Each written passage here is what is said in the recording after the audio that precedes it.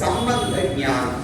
நமக்கும் அவருக்கும் பிரிக்க முடியாத சம்பந்தம் இருக்கும் இல்லையோ. பிதாச்ச ரக்ஷக சேஷி பர்த்தா ஜேயோ ரமாபதி சுவாமியாதாரோ மமாத்மாச்ச போக்தாச்சாத்யம் அனுமோதிதா. இது ஒரு அழகான ஸ்லோகம். நமக்கும் பரமாத்மாவுக்கும் 9 விதமான சம்பந்தங்கள் இருக்கின்றனவா. இந்த 9ஐயும் ஒருவன் தெரிந்து கொண்டான் என்றால் அதுக்கு மேல வாழ்க்கையில வேற எதையுமே செய்ய முடியாது. பரமாத்மா தான் முக்கியம். அவருக்கு கைங்கரியம் ஒன்றுதான் பிரயோஜனம். அவர் கோவில் வாசலையே கிடக்கணும். அதை தவிர நமக்கு வேற வேலையே வச்சுக்கொள்ள முடியாது.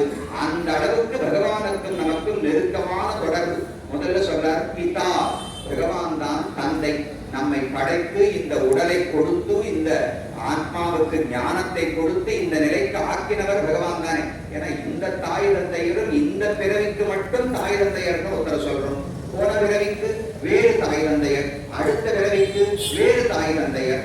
இத்தனை பிறவிகளிலும் என்னை யாராவது பார்த்து கொண்டார்களானால் ஒளிவுளார் தாமே என்னே தந்தையும் தாயுமாவான ஆழ்வாருடைய வாசனம். பகவான் ஒருவன் தான். எத்தனை பிறவிகள் நான் எடுத்தாலும் தந்தையாக இருக்கிறார். அந்தந்த பிறவியை எனக்கு கொடுத்தவர் நாராயணன் தானே. அதனால தந்தை என்பது அவருடைய நிலை. நாம் அவர்களால் படைக்கப்பட்ட குழந்தைகளாக இருக்கிறோம். இது முதல் தொடர்பு. அடுத்தது ரக்ஷகா, பகவான் ரட்சிப்பவராக இருக்கிறார். நாம் அவராலே ரட்சிக்கப்படுபவர்களாக இருக்கிறோம். இது இரண்டாவது. சேஷி, சேஷின்னு சொன்னா அவர்தான் தலைவர். நம்மால நன்மை அடைய வேண்டியவர் அவர்.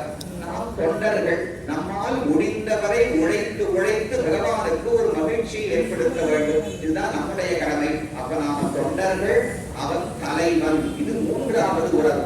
பிதா, ரக்ஷகன், சேஷி, பர்த்தா. பர்த்தான்னு சொன்னா கணவன் அர்த்தம், தாங்குபவர்னு அர்த்தம். உலகத்திலேயே பர்த்தா பர்த்தா பாரியை அப்படின்னு சொல்றோம். பாரின்னு சொன்னா தாங்கப்படுபவன், பர்த்தா கணவன் சொன்னால் தாங்குபவன் என்று பொருள். அப்ப பகவான் இந்த உலகத்தில் அனைத்தையும் தாங்குகிறார் அல்லவா. அந்தர் பகிஷ்ட தத் சர்வம் வியாபிய நாராயண ஸ்திதா என்று உபனிஷத்து தெரிவிக்கிறது. ஒவ்வொரு பொருளுக்கு உள்ளேயும் இருந்து தாங்குகிறார், இந்த உலகத்திற்கு வெளியேயும் இருந்து தாங்குகிறார். அப்ப பர்த்தா நமக்கு கணவன் என்று கொண்டாலும் சரி, நம்மை தாங்குகிறார் தாங்குகிறார்னு சொன்னால் ஒரு பெண் எப்படி தன்னுடைய கணவனை தவிர வேறு ஒருவரை ஏறெடுத்து பார்க்க மாட்டாளோ, இந்த ஜீவாத்மா பரமாத்மாவை தவிர வேறு ஒருவரிடத்துல பக்தியோடு இருக்கக்கூடாது, வேறு ஒருவரை கையெடுத்து வணங்கக்கூடாது. அதனால பர்த்தா என்று ஒருத்தனுக்கு ஒருத்தி என்கிற உறவை காட்டுகிறது. அதனால பர்த்தான்னு தெரிவித்தார். ஞேயமா, நமக்கு அறிவுன்னு ஒண்ணு இருக்கிறதே, அந்த அறிவு எதற்காக என்றால் கண்ட பொருள்கள உலகத்துல இந்த மின்விசிறி எப்படி வேலை செய்கிறது, இந்த ஒலிபெருக்கி எப்படி வேலை செய்யறது தெரிந்து கொள்வதற்காக அல்ல, பரமாத்மாவை பற்றி தெரிந்து கொள்வதற்காகத்தான் நம்மிடத்துல ஞானம் இருக்கு. நம்முடைய ஞானத்தால அறியப்படுபவராக பரமாத்மா இருக்கிறார். இது நமக்கும் அவருக்கும் இருக்கக்கூடிய ஒரு தொடர்பு. ஞேயா, சுவாமி. சுவாமின்னு சொன்னா நமக்கு சொந்தக்காரர்.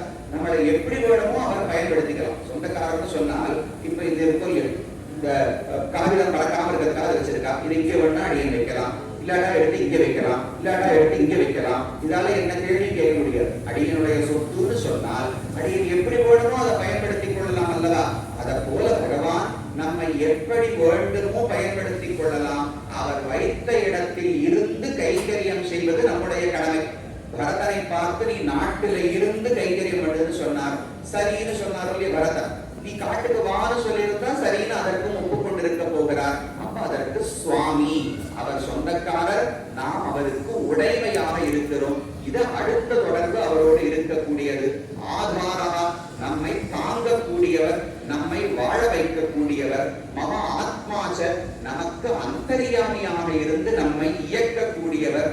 போக்தாச்ச ஆத்யம் அனுமதிதா, கடைசியில நம்மை அடைந்து அவர்தான் ஆனந்தப்படுபவர். இருந்து எல்லாரும் வைகுண்டத்துக்கு போறோமே, போய் இந்த ஜீவாத்மா ஆனந்தப்பட போகிறான்னு நினைச்சிட்டு இருக்கோம்.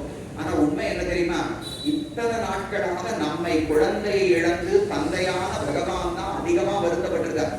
எப்பவுமே ஒரு குழந்தைகள் வெளியூர்ல இருக்கான்னு சொல்லுங்களேன், தாய் தந்தையை விட்டு குழந்தைகள் அதிகமா வருத்தப்படுவாடா, இல்ல குழந்தைகளை பிரிஞ்சிருக்கோமேனு தாய் தந்தையர்களுக்கு அதிகமா வருத்தம் இருக்குமா?